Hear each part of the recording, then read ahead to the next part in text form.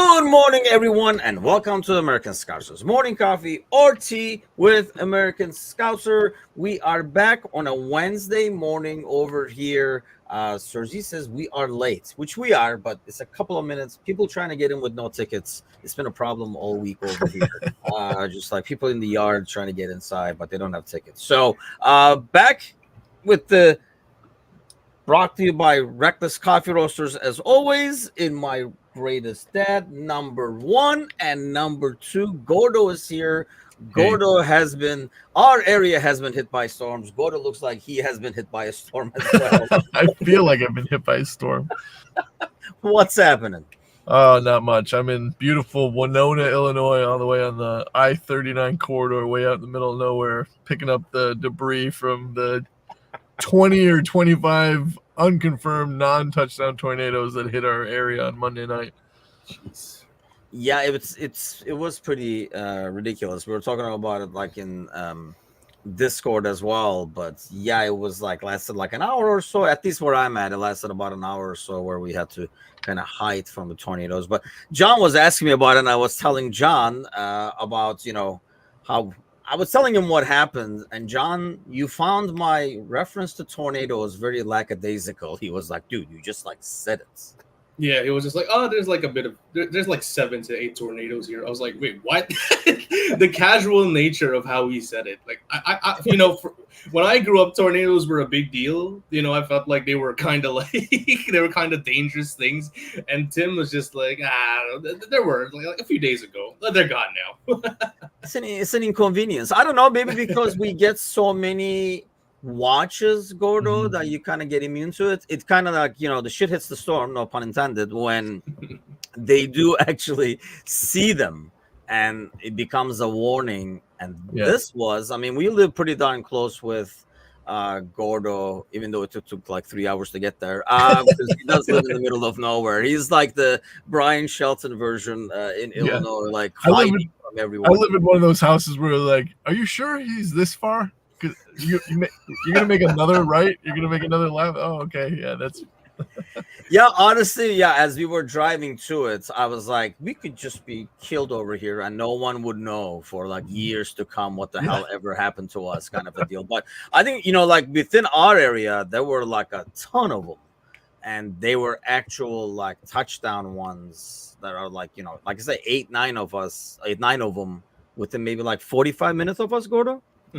Yeah, and there was 25, I think, like rotations that never touched the ground. So I was telling you guys before, but just for everyone else, like when I do vegetation work for the utility company, and when I started at 6 o'clock yesterday, there was over 400,000 people without power in the Chicagoland area.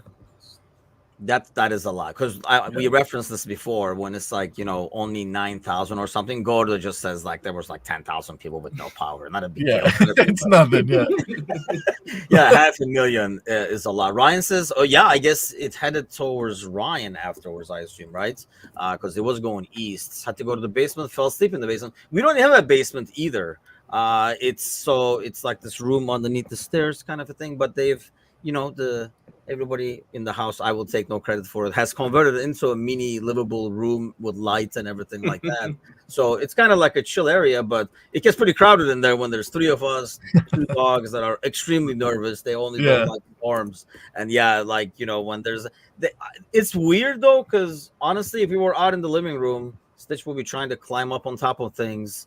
Whereas when we were in there, he was like, okay, you guys are panicking too, so we're all panicking together. He was a lot more calmer. Like, he was the calming personality there. But tornado touchdown 2 miles from us, says Ryan. I think, I had the closest I got at is probably like 4 or 5, because it was at Lewis University. But barely yet still alive and kicking over here. You know who's not alive and kicking as a manager anymore is Southgate, your favorites, Gordo. And I see the photo behind you over there. So you have a unique situation, though. Like your dad, for example, like does your dad's root for, I know you mentioned like the Scotland ties in the past. Does the Gordo household root for or against England in that final?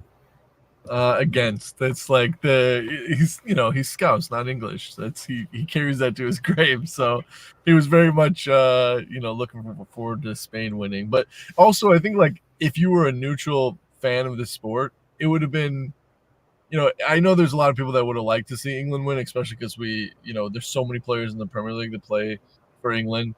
But I think it would have been criminal if like that beautiful Spanish team who gave us, 8 teams lost the final to England, who we've been complaining about for the entire tournament. So, how about you, John? Did you have a rooting interest, or are you just watching casual? Oh, for sure, I wanted Spain to win.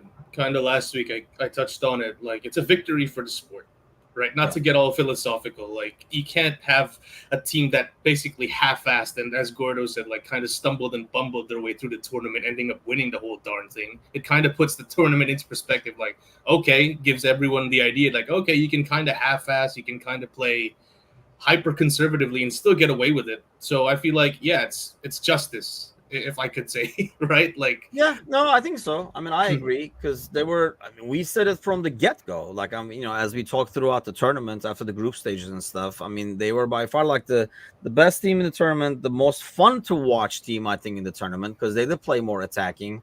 And yeah, we talked a lot about it on Monday as well, but I felt like this is probably like the cagiest tournaments we've seen in some time over there. How much of that's I guess in some ways, I don't even know. Is it fair to call this a disaster for England, Gordo? Did your dad take extra pleasure in it? Let's ask that way.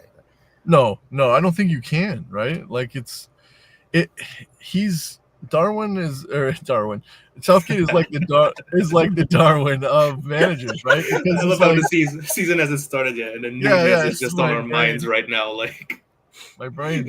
No, but he's the Darwin of managers, because you look at stats alone, and you'd have to argue that Southgate is the best England manager in the last 50, 60 years even.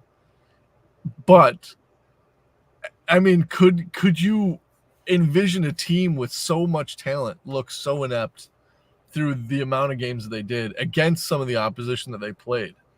I mean, yes, they make it to the final, but it wasn't pretty. But when you look at results alone and like what he's done since 2016, I mean, the lowest that they finished in any tournament was quarterfinals. And that's, is it a bad run? I don't know, but it's so hard because it's not pretty, but it's effective. Yeah. So I don't know. It's so do you guys think that's what makes it bad? Like the fact that it's not pretty? Or, I mean, I'm kind of like in this camp as well, John. Like I've been saying, like you could put a lineup and have Stitch and Leo put pause on names, and you could trot those guys out there out of the squad. Yeah. They will reach the quarterfinals by themselves with Stitch's direction. So do you think, like, is that what causes the disappointment? Like, yeah, normally a team that's in the finals here, semifinals there, you'd be like, they're doing well, they're so close and stuff. Is it because it's ugly to watch? Are they back into some of these situations? Or is it because the squad is so good, they should be actually winning these, so the bar is set perhaps too high? There is like a combination of each one, but with me, like, and we talked about it with the gentleman from the Burnley fan club, the Burnley channel, Tim, a year ago. There is like this pressure where if you have a certain style that's more like results driven over substance, right, that you have to deliver, like said result has to happen for it to be justified. Because I mean, you can't come up short for multiple, like 3 straight tournaments now. I get it, like it's fine margins, but at the end of the day, no one really looks at that margins, because if everyone's going to be looking at that margin, that very fine margin, Klopp's Liverpool would want to be one of the greatest teams of all time, right? Because we're like the margin team, literally inches from like all-time greatness. So for me, the fact that he hasn't gotten it done kind of leaves England fans with nothing to hold on to, because there's no good style for them to look back on and go like, okay, fine, we didn't win, but the football is positive, just a few more cracks at it, we'll probably get it done. There's nothing like that, right? And then there's his relationship with the players where he has favorites and everything. He doesn't play Trent. Like, even though England is kind of split on Trent, he is probably the most talented, player on that defensive line that is not getting any game time, despite Walker kind of, stinking up the place at times. So yeah, it's like the Mourinho syndrome to an extent, where he comes in, brings in a few trophies. The football isn't good without the trophies part.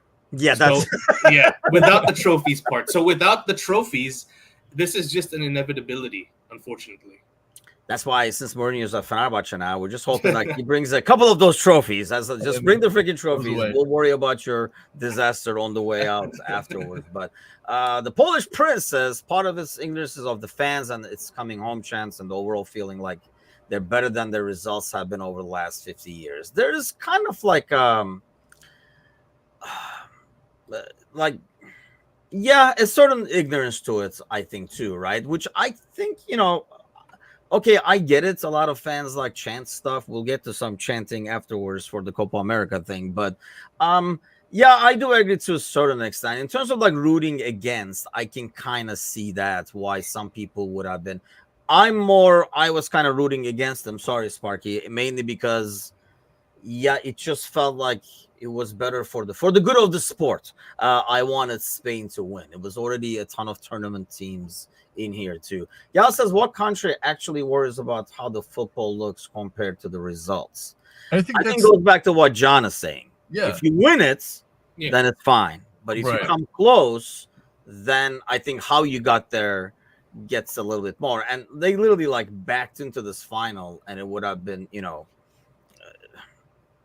would have been probably better if they won, and it wouldn't be as big of an issue even if they played poorly, kind of a thing. But the coming home is a broken boomerang, it says. Yeah. So the trend thing, let's talk a little bit about that, since obviously we're all things Liverpool. I think it's kind of overblown, and I am like very torn in this. So Goda, bring us some clarity over here, because I have seen, you said the Scots not English thing, right? Which I understand, and we talked about a lot in the past. I found it very weird within that, as England wins, I saw a lot of people who normally say, oh, club over country, Scots not English and stuff, kind of suddenly become English fans in the social media, in their posts and stuff. And the moment things go south, they kind of like come back and they're like, we're going to play anyway, Scots not English, and they go back to the default settings. Is it something that, like, do I have too many wishy-washy people in my timeline, or is that like a common theme here? No, that's just riding the coattails of, it's one thing too, because like it reminds me a lot sometimes of March Madness over here. It's like you don't really do you watch college basketball at all until maybe February, when you kind of want to get an idea of the teams, and then all of a sudden like you're a huge like Indiana Sycamores fan or whatever. It's like. Yeah. And then you ride the team in the final, and you're like, "Oh, this is fun! Like, I want to be a part of this, and I want to get behind something, and they're gonna win." So I think it's more like, I can recognize those players. I think that's what a lot of the like following England is basically like, "Oh, I know every single one of these players because I watch them week in, week out in the Premier League," and so it's easier to get behind that. I found it better that we lost without Trent too, because I think that was good for him, because I think had England won and he was had England lost and he was in the squad, I think that is just as bad as him being out of the squad and them winning, because I think that's a mental thing, because he definitely would have been the media's poster child for why they lost, because he doesn't play defensively, he plays more of an attacking defense. And then if he was out and they won, I think they'd point to that as a factor as well. It's like, oh, look, we chose to play more defensively and ended up winning instead of like going all out and being creative. And so I'm glad that they won with him on or lost with him on the bench, because I think that, I saw a lot of the same media that probably would have slandered him if he had been on the pitch and they lost, kind of take his side and be like, how come we didn't utilize one of the most creative players? It's just like, you can go back in the archives of some of the same writers that were saying that and have them pointing the finger in the past at Trent, and it kind of was a little redemption. I felt better about it. Yeah. And then that's another thing, like when he came in, and I thought he was severely scapegoated into taking that penalty kick, first of all. But then he converts, and it's like, Somehow Trent wins it for England, which, like, I don't even know how that came about, but he just basically took a penalty kick. That he was thrown under the bus, but he was able to crawl out of there. Yeah. Basically is what happened there. I mean, throughout the tournament, John, I did feel he probably should have started a right back, mainly due to the fixtures England had. I mean, they had an easy route in the group, probably the easiest group. And then throughout, they were on the easier side of the bracket. So you could have played Trent, used his creativity, and as a right back, not as a midfield, because obviously it wasn't working as a midfielder based on how that midfield plays, right? Yeah. And but in the final, would have really made a difference against Williams? Do you really want Trent starting? If I'm a manager, I'm probably putting a fast Walker ahead of him as well. Yeah, but fast Walker got cooked anyway. Like the bar But is. how many more times? See, I feel like that's a little unfair. Everybody points that out, but Williams would have probably cooked. Yeah, Trent would have probably Trent a lot been more. cooked. Yeah, Trent would have been cooked too, but at least you got what Trent gives you, on the other side of the ball, if that makes sense. But then to answer your question, Tim, I think the whole speculation of whether he would have started the route to the final, I think that's moot, because first of all, they did progress anyway with Walker. And I feel like with Southgate, first of all, he loves Walker, and second, the results kind of back up his selection of Walker anyway. So there's no reason he's going to bring in Trent.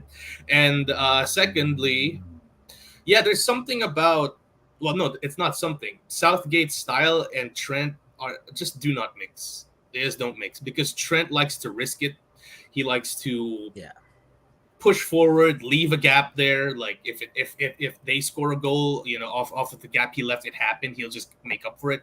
That's not Southgate. He'd probably have a heart attack. So I don't know. It's great for him that that he came off this tournament relatively unscathed, aside from those first two games, and also great for him that there's going to be a possible shift in the managerial side of things, because if they get someone a bit more positive, Trent is the player that everyone is going to be looking at and saying, "Oh, let's use this guy.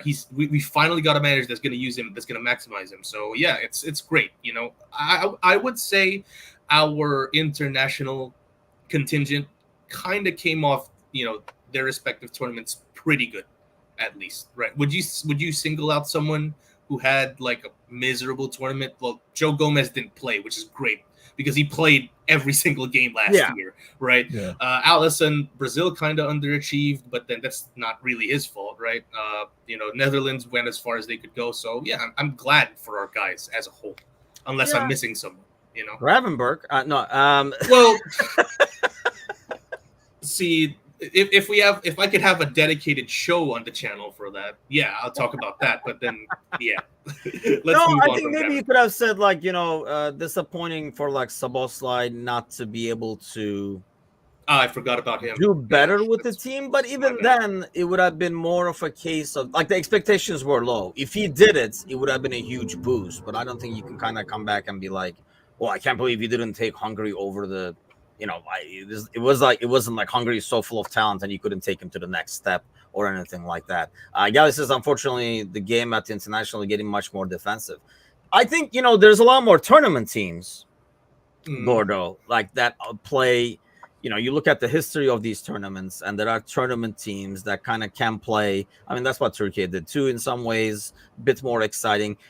Ryan was complaining about some of the games being boring, and that's because he didn't watch the Turkey games. But if you you look at these teams, you'd rarely had in the past, and even in this tournament, like maybe Italy is the exception because they've always known for their defense and stuff like that. But this is the first time in a long time that I have seen the big boys playing tournament football. You never had the team like England play tournament football, and I feel like that's probably why it gets more criticism too, because if you're gonna go with that brand of soccer, you better deliver, like John was saying, like with the Burnley example. The result has to be there, otherwise you sold out and you're not getting anything in return. Yeah, maybe that's why like the golden generation of England didn't work out. It's because they weren't playing tournament. Maybe if that team had played tournament football, they would have wiped everyone clean in South Africa and Germany in 06 and 2010. Who knows? But I think, like you had said earlier, it was like for the sport, it was good that Spain won because it kind of went totally against tournament football.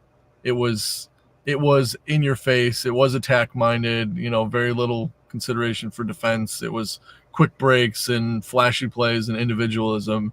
And the fact that they won the tournament, I think that's a good thing, because I think, when you have success, we always say it.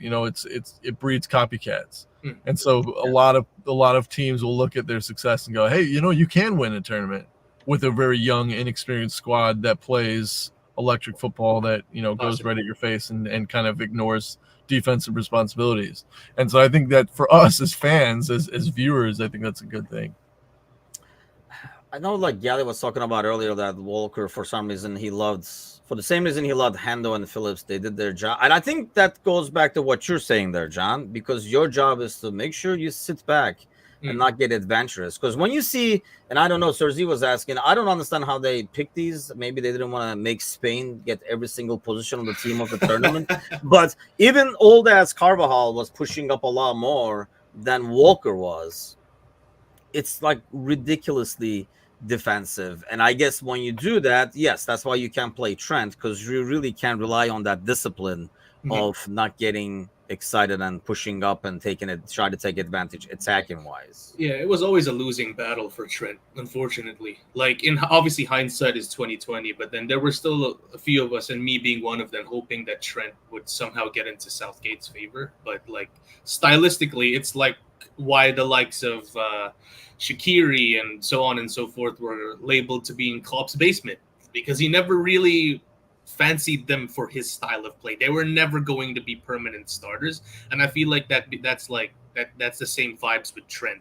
Like he's just going to be coming in maybe for a friendly here and then, but then when it comes down to it, the biggest finals, absolutely no way he is starting unless maybe a Kyle Walker or someone is injured. Hell, I wouldn't be surprised, right, if Kyle Walker was injured in the final and he started Joe Gomez, who hasn't played a single game, because he's more defensively solid than Trent ever would be, and is more comfortable tucking in back. It's like a style kind of thing. And can I blame him for it? No. But then at the same time, again, it's tied directly to what are you going to win by sacrificing initiative.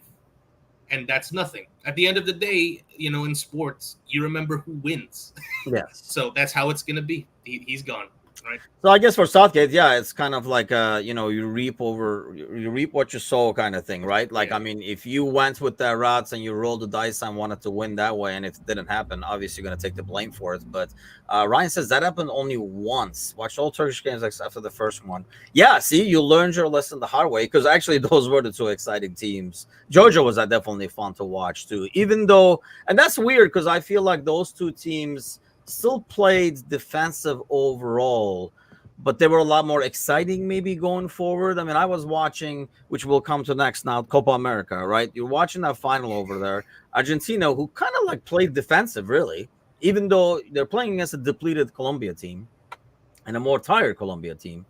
They kind of play defensive, but even when they counter, Gordo, it's not that exciting, because it's like everybody's like, where is Messi? And then getting the ball, and then he's like, where is Di Maria? And that was it. I mean, that's all they had. Whereas some of these other teams, even though they played defensive, at least they were exciting going forward when they countered.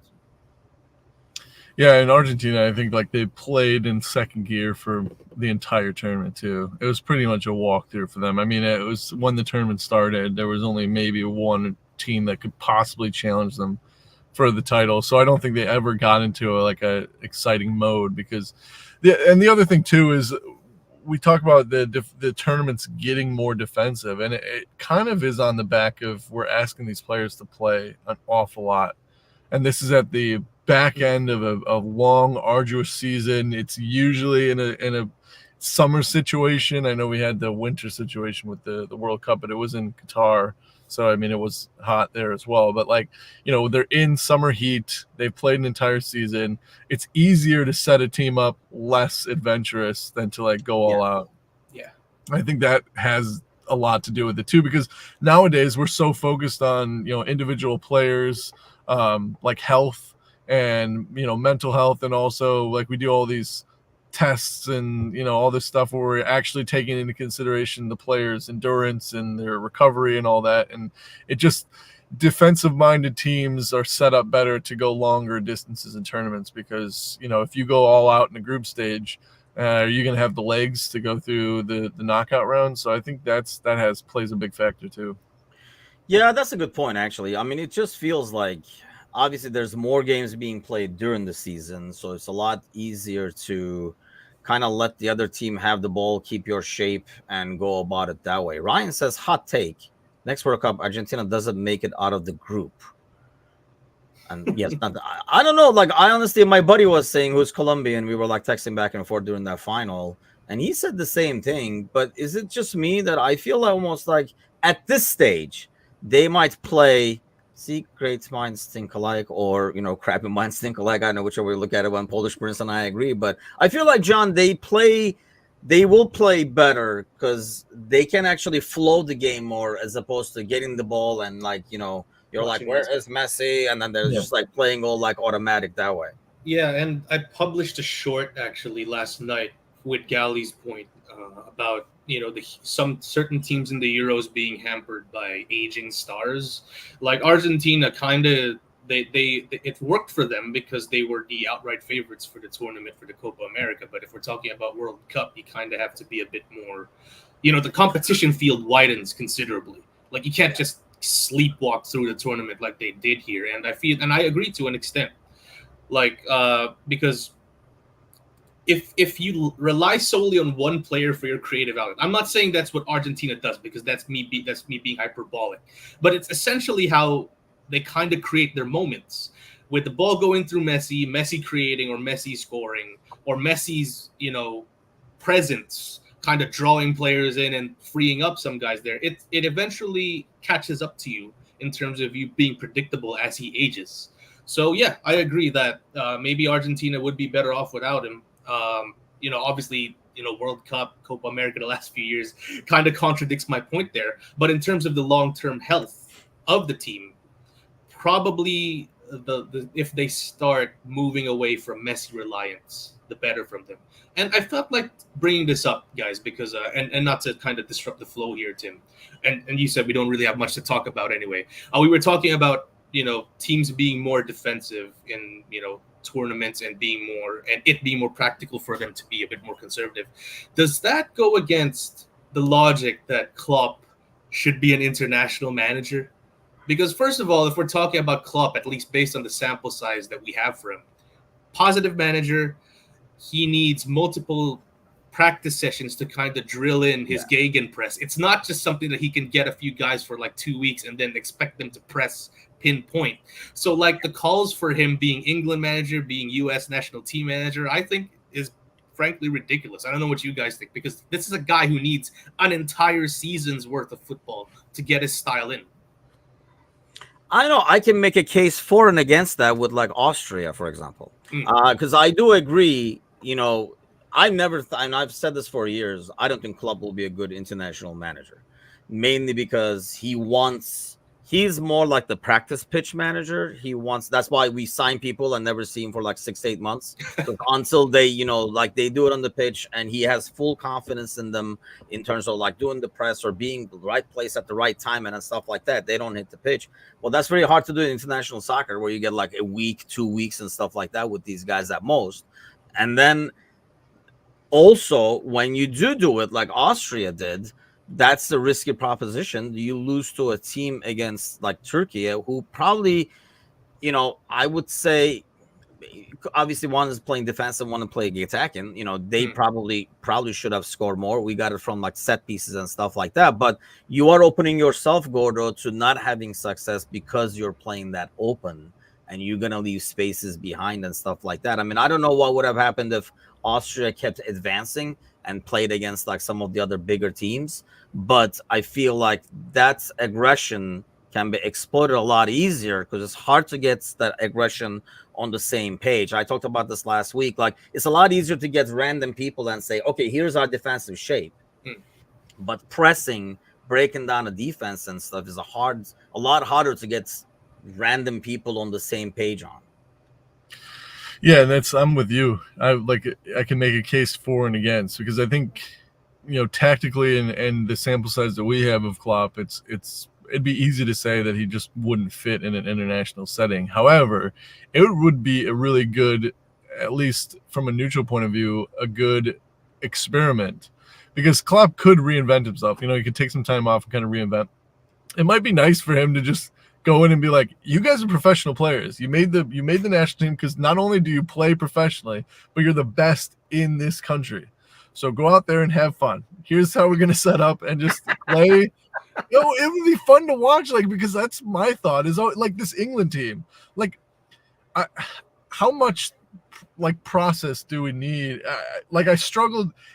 Are they succeeding in spite of Southgate, or are they do they get to the 80th minute and go, this shit isn't working, let's just play, and then they score the late goals and that's how they win? Or is it that's part of the system and all these ultra professional guys are just no, we can't break out. Southgate told me not to go forward. It just doesn't make sense. I'd love to see one team just be like, fuck it. You're starting in defense, play however you want, enjoy it, and we'll see what happens. I would like to watch that. I don't think it would end well for Klopp, but I think he would be the manager to do it, right? You just show up, and it's kind of like a little vacation where you meet up with people that speak the same language as you for a little bit and play soccer, and I'd love to see that. We either win 7-6 or lose 8-0. There's no exactly. Yeah, probably. And I think, it would definitely be more fun to watch than this England team, for example. And you might be right. It might be a lot of, we talk about all the results and stuff like that, but this is a team that was 90 seconds away from getting eliminated in one round, advanced with penalty kicks on the next round. It's not but it works. They're winning. When we talked about in the past about Italy and stuff like that, they would win 2-0, bore you to death, or 2-1 and bore you to death, but they would win. Whereas I felt like this team was literally backing into freaking everything, and I think they got the good side of the bracket as well. Right? Yes, and that was another thing. They got the easier routes, they had the easier group, so you would argue that probably it's the most rested team as they advance in that sense. Except they made it hard on themselves. But yeah, I honestly think Ryan says I do think Club will do well. With a well-established team like England, they will definitely score more goals. They would definitely score more goals because he would start Trent and he would be up there. But then, there will be nobody to cover the right hand side. But here's the thing: you guys, you're saying, Gordo, and you were saying it too, John. You have all these guys; they know their strengths and weaknesses. I think Sergi was talking about Kane earlier. What fits and what doesn't fit. And what Kane likes to do, then why don't you have the wingers do what Kane likes to do? What he did at Tottenham with Son and stuff like that. Yeah, no, I would love to see. I'm going to play everybody that is good, but not why they're good. They just, and then change what they're good for. That's the part that doesn't make sense to me. Yeah, I would love to see Kane in a club 4-3-3 with that false 9 role. He's just going to cook there with two wingers who cut inside with an Anthony Gordon, and then Trent supplying him from the right back. Yeah, that would be great. Problem is we're going to probably concede 4 after scoring 4 anyway. So, but hey, it's nice to dream, right? It would. I think that people, at least after Southgate, it would be the perfect time for him to come in, because I think that's you can hang your hat on. Because Temujin said something earlier in the program. It's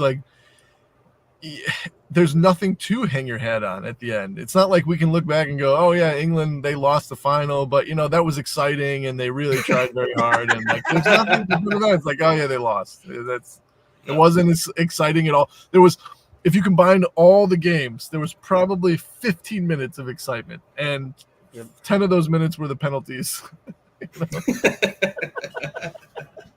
I think it's you're the gas light is on, right? You're driving. Yeah, it's a little exciting because you're how far are we going to get? Yeah, but when it run us out of gas, you were well, we fucking knew this was coming. It's been on forever. So, that excitement is meaningless because you just created it out of nothing. It just, Sparky says Kane is shit. We had a lot of fun arguments. I mean, I didn't participate in a lot of them, but there was a lot of like heat. Oh yeah, during the Kane exchange, during the Kane exchange, I was just there defending Gakpo on the side. So it was really funny. Like there was like an artillery exchange there, and there was a small skirmish there between me defending Gakpo. So like it's really funny. But I know we don't like doing predictions, right? But if Klopp were to take the England management, like let's give him how many tournaments did Southgate have? Let's give him Southgate's length, right? Do you guys see him winning a major tournament? Yes, but he would win the next one, but they would all say, "Oh well, Southgate said it. It's Southgate's team." Like that, right? They wouldn't give him the credit. I saw a Twitter post and it was just like, "Oh, leave it to England, who like go to Germany singing songs about World War II and you know how they don't like the Scouse, and then immediately want Klopp as their manager." Like, it's so very British, right? Would the British even want a German manager? I saw Carragher talking about it has to be an English dude. I was like, dude, you are in no position to choose right now. When was the last time you guys won anything? Like, seriously. Yeah, I mean, that's the thing. Sparky says no, by the way. I'm assuming that's to the club winning. I agree. I think he would win the next one because people would be like, holy shit, where the hell did this come from? Yeah. Being used to playing England. By the time they figure out the tournament will be over, England would have won. But afterwards, it would go down south. Because people would figure out what the hell to do against them, kind of a deal. But Ryan says they have not hired a German. I mean, I don't think Klopp is. Here's my thing with Klopp and this international ordeal and stuff like that. I would think much less of Klopp if he took a job right now. Like, if he takes it in 2 years from now or whatever, well, that's fine. But you can't, like, bitch and moan and, like, put it out there as, you know, spending more time with the family. This is the time and stuff like that. And then maybe, honestly, like, England doesn't seem as harsh. When they were talking about for, like, the U.S., I thought that was kind of, like, ridiculous because now you're in a different continent. You're literally like, you know, like a whole day away time wise and stuff like that too. At least I guess if you're in England, you're like a couple of hours away within an hour of a time zone kind of a thing. It would make a bit more sense. But I was like, if you talk about being with family and then take a job in another continent that's like freaking 8 hours behind or whatever, it would just make no sense. And I would think a lot less of his reasoning. Sparky says we hired a Swede. I mean, I'm sure Sparky knows there's a huge difference between hiring somebody Swedish and hiring somebody German. Sparky is probably the last guy I have to tell that to. There's a huge difference on levels there. But then the flip side for that, Tim, is that this is probably the best German manager in the world. Yeah, and that's what I was gonna say is I think we're gonna have to get used to this as whenever there's a vacancy from now until Klopp does take a job, because not only he's one of the easily top 5 managers in the game right now, maybe of all time. But he is the top manager available right now. He is the best manager that currently does not have a job. And so I think everything from here until Klopp takes a position, we're going to see him linked with it, or somebody wants him, or they throw him out there as an option. So we're just going to have to get used to it, I think. Yeah, I mean, if it's like, you know, if Mbappe didn't have a team or something like that, you know, every time somebody needs a striker, they'll go get Mbappe. You know, it's just going to be the thing. I guess we do have to get used to it. International managers are part-time. And that's the thing. I do agree to that, but not if you're in a different continent and a time zone that's like, you know, 6, 8, 10 hours away from, you know, where you're at. Even if it's part-time, you know, you still have to be here and stuff like that. The U.S. job, I don't think he would. I mean, here's the thing. Like, what would have been the attraction to Klopp to say, oh, I was going to spend time for family, but hold everything. I can be the U.S. coach. The US. Listen, if we went to how he would be the U.S. coach, I think we need to dedicate an entire show for that. Someone was like, well, he coached Pulisic. And I was like, yeah, that's how they decide where they want to. You know, it's like, wow, you picked a connection. You know how many players he's coached? It's like, what, is it going to be the Swiss national? But how many of them are the next Maradona, I ask you? being fair, 27 years old. Yeah, he's going to blossom into a new player. Being fair, though, like, politics aside, I feel like a U.S. men's national team, the makeup of the players, right? Let's just leave the coaching and all the politics outside. Is the kind of team that Klopp maybe might want to work? No, 100%. That 100%. He's the kind of like being an underdog with talent, kind of a thing. Yes, we've grown. Like, think of every sports movie that we love growing up as kids here in this country. Klopp is that manager, right? These kids would get so hard playing for him. I mean, they would literally they'd have to take an ice bath before they went out on the field because they would be just rock solid before they went out. Because he would give them some speech and be like, yeah, USA. You believe, right? I mean, you're coached by Klopp. What can go wrong? Kind of a thing. Sparky says no top manager will manage US team. Yeah, well, there's that. Talks, man. Somebody will manage it. I just don't know in terms of, I just felt like it would really diminish all the talk he did all year long in this farewell tour if he just took a job in another continent and be like, well, could not turn this down or something like that. So, and here's another thing. If you're a Klopp, it goes back to what Gordo is saying. These jobs are always going. He has his pick of whatever. He can literally write in a journal somewhere and say, this is the job I want. And then wait till it opens up and just walk in there and be like, hey, I want this job. And they're like, yours, given, the kind of a thing. And, you would take it. So Southgate for USA. I would not be shocked. And okay, since we're doing like weird ass predictions this morning, if Southgate came to the U.S., playing that way with U.S., would that help? Or it's even worse now because now you don't have the same talent either. Can I start and say that? I got a good one. Can I start? How Americans? He's already dying laughing. How Americans look, like how non-football watching Americans look at the sport is going to be reinforced tenfold when Southgate becomes the manager. They're going to be like, the most English person of all time. They're gonna be like, well, what am I watching? Like, where's the touchdown? Where's the 3-pointer? There's gonna be like, nah. It's a horrible fit for me. It's a horrible fit. If you're trying to ingrain people to the sport, to have people support the sport more and change their minds, wrong guy. Yeah. Yep. I mean, he's the wrong guy for those reasons, but for soccer reasons, Gordo. Would he do well? Or now you don't even have the talent to bail you out of your bad tactics. And that's the thing. I really do feel like the team huddled after Southgate would leave the room. And they'd be like, all right, 80 minutes. If it's not working, we're pulling the chute. We're just going to play. We'll give this guy 80 minutes. Yeah.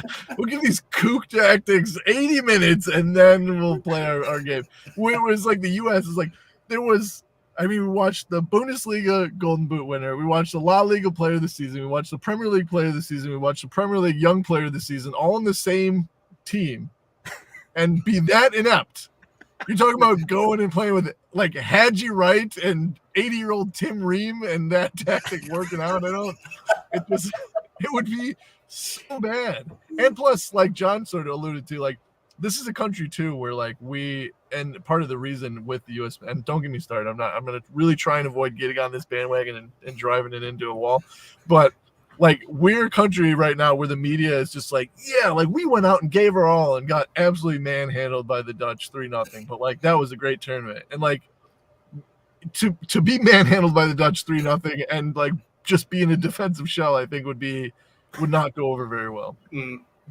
Yeah, I mean, that's the thing. When you put that into perspective in terms of what he had and you see what those people played, it's almost, I feel like it makes Southgate even more special because that's the challenge. Like, if I gave you all these, like, player of the season, and be like, now make him play shit.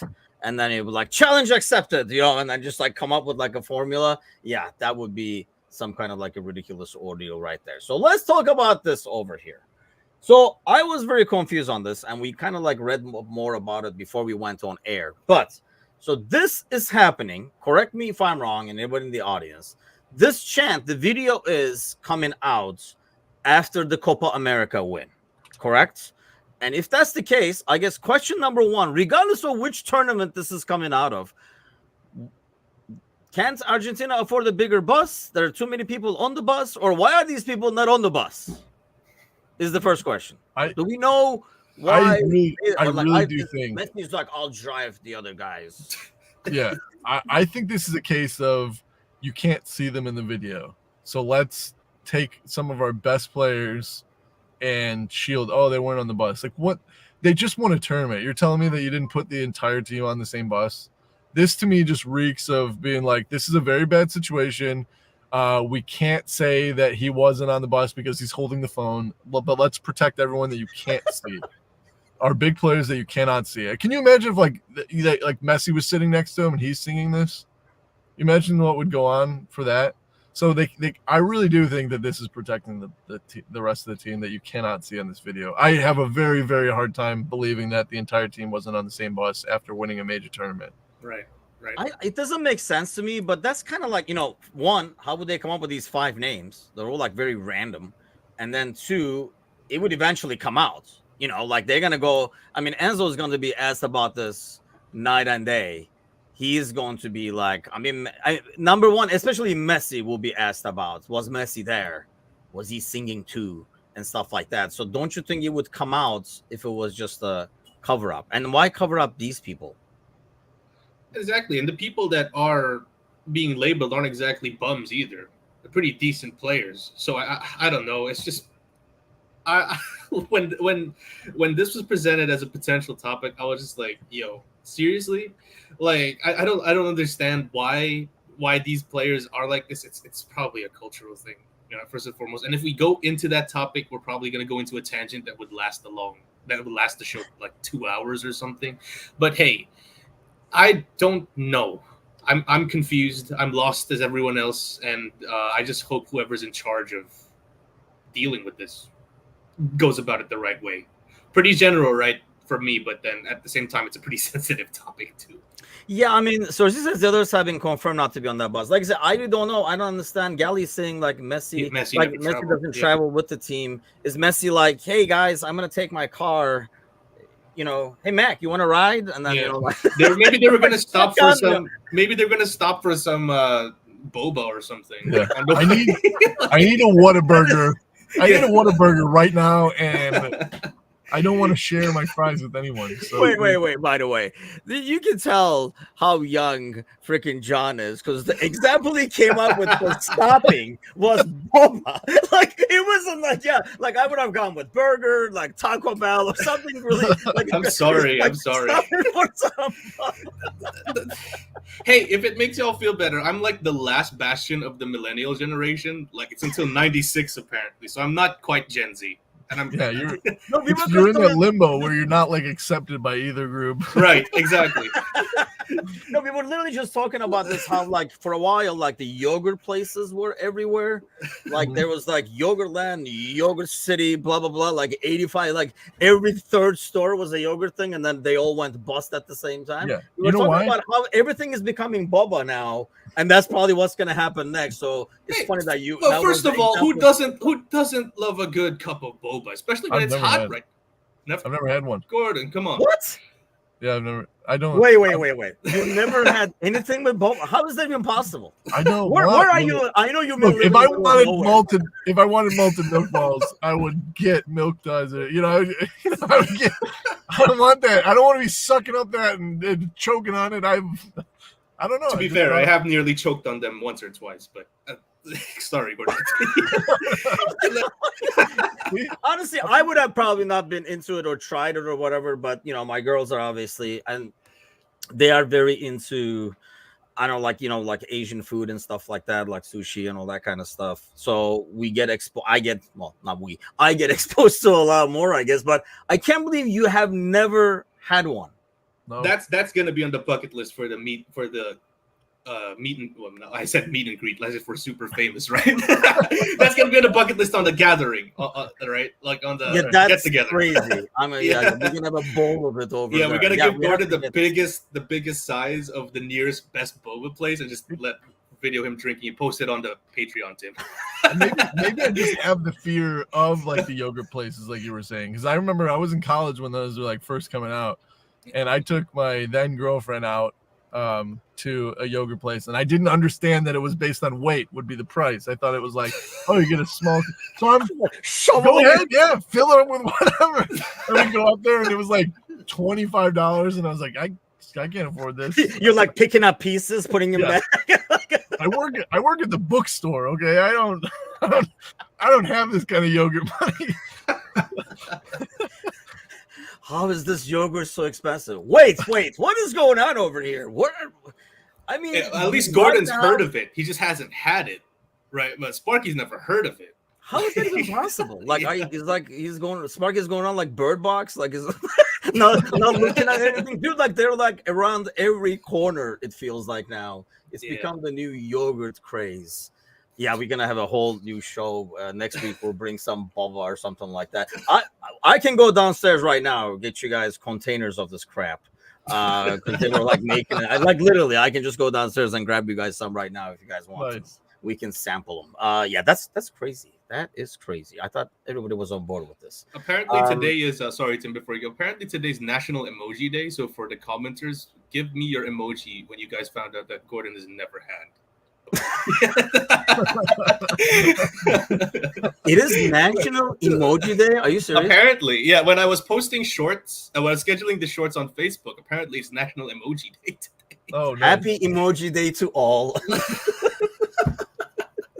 Sparky says you really are selling it. The trick at the frozen yogurt, and that's why they all went out of business. Because I think initially they would just give you the sampling thing, and you could just be sampling everything and just leaving. You're like, nope, don't like any of them. Had enough of them though, kind of a thing. But and they all. I think there's only one of them left, and that's very scarce. It's funny because we were literally just talking about this with the family. But going back to the story over here, so obviously more than asses on the seats on the bus, the main topic was the chants they were singing. What didn't make sense to me was they're doing this now. So it is in our Copa America celebrations, he says. So one, why are they singing about France after a Copa America win? To me, John, it almost says they liked the song so much and singing it. They had so much fun singing a racist and homophobic song that, you know, they brought out the classics. Even though it was against like Colombia, they're singing that. Yeah, and the fact that they keep saying it means that they probably buy into the message, which is pretty alarming.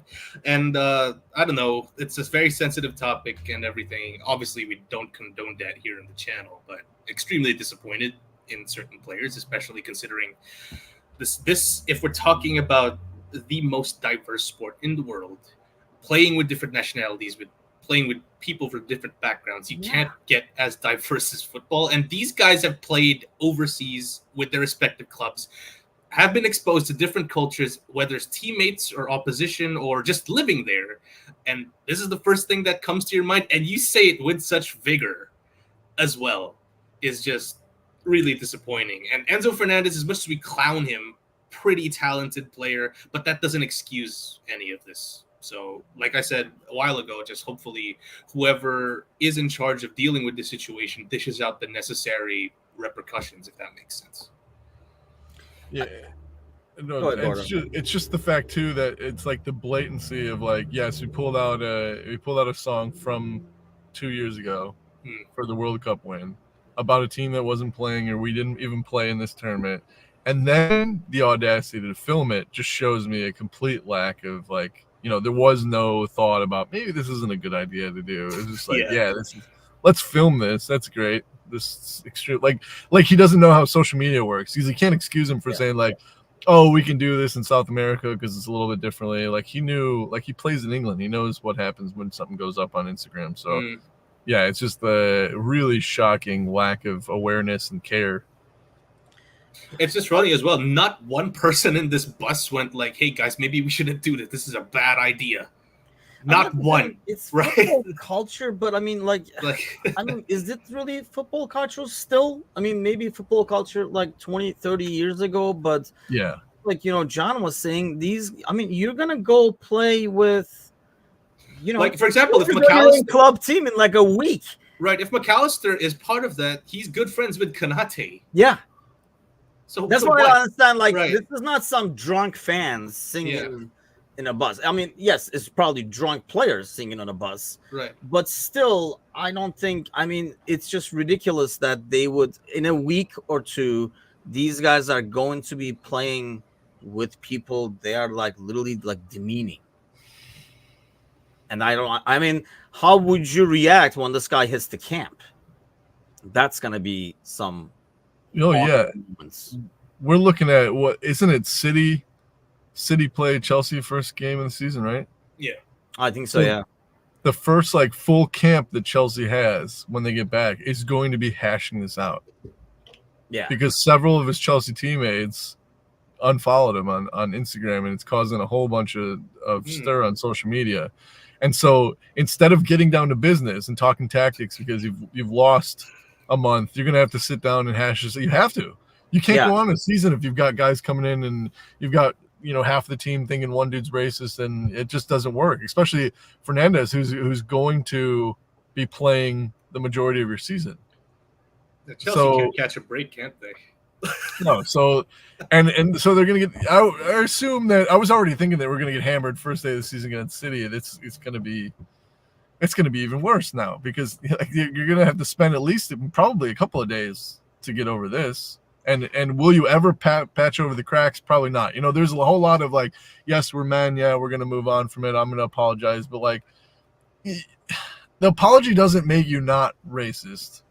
I think, like... Yeah, I mean, you can argue with a person that you're really close with and, all is forgotten, but this is not that kind of a thing, like if I hear somebody saying something ridiculously over the top. And here's the thing, they're singing in their own language, I'll ask you actually, John, like, I'm sure you sang some songs when you were kids that were in English maybe, and you screwed up the lyrics because you thought that's what they were saying. I'm sure, like everybody, I mean, heck, people who have English as their original language have it, but you knew exactly what you were singing. It's not even like, oh, I didn't understand what the words meant or anything like that. You know exactly what you're singing.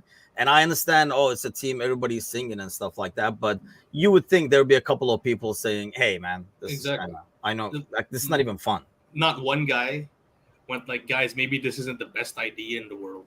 Like, we're not even going into the fact that they would sing this with such vigor, right? There's not one person who thought that it wasn't a good idea. Like, even just purely from an optics and PR standpoint, no one thought this was a bad idea. Yeah. Right? Yeah, like, and this is what was shown on camera. So you can only imagine, like, if they were okay with showing this on camera, what other things are they doing off camera? I guess that's a good point. Don't put this away. Put that phone away. It can only get worse, is what I'm alluding to. I mean, aside from Trent, unfortunately, there's not much. We talked about Liverpool this morning, but there's not much going on. They're practicing. That's pretty much all we know. People are slowly coming back. I know, like Sparky was talking about earlier, that these guys are not going to have a lot of time where everybody's there. But on our way out, let me ask you guys for a prediction. Before we meet next Wednesday morning over here, do we even get anything new, or are we going to be talking about some other random things? Oh, we do have a new assistant coach. I don't feel like talking.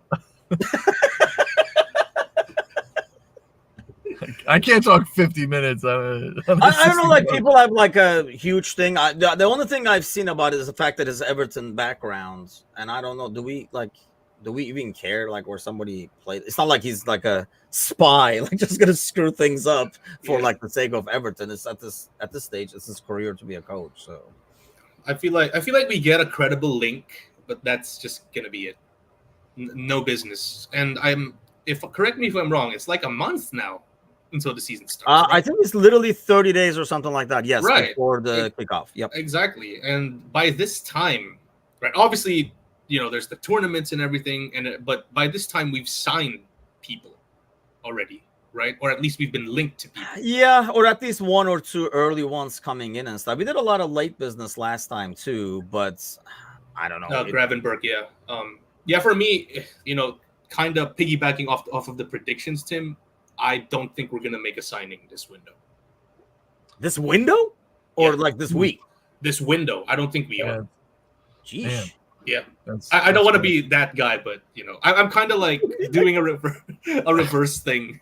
So I think they've been shielded by the fact that the best players in the world are currently in a tournament. Now that both those tournaments are over, I think if you don't sign somebody now, then even the people that were kind of on the fence of like, yeah, you should let these players kind of deal internationally and don't take their focus off of what their jobs are. And now if you don't sign anybody, that's when the fence people are going to jump over to the panic side. There's going to be very few people that are going to be happy with no signings. Yeah, unfortunately, I'm probably on the same page as John on this one. I think we get maybe a couple more credible rumors or something like that, but I don't think anything happens. Outgoings, maybe those are the ways. Yeah, we have to clear some room first, kind of a deal, and we have some outgoings. But yeah, it's going to be another quiet week. I feel like I don't know if it's going to be as quiet as John says. It's going to be an entire window like that, but I do think it's just. Yeah, the window doesn't close until the end of September. yeah, I'd love to be wrong.